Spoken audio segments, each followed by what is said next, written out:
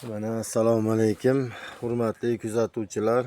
Bugungi sanamiz 23-aprel 2025-yil.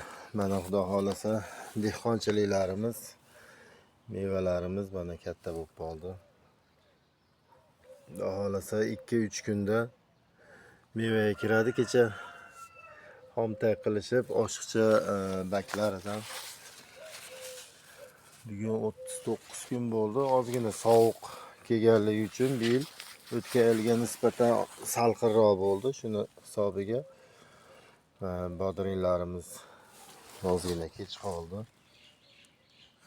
Xudo xolasa 2-3 kunda mevalarimiz uzishga tayyor bo'ladi. Bu yerda pomidorlar mana rosa gullab meva tugishni boshladi. Oldi meva tugdi. Bularni tuvlab qo'ydik.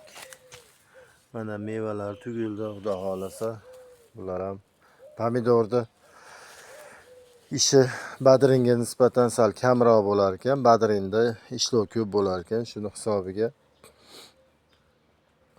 pomidor osonroq ekan.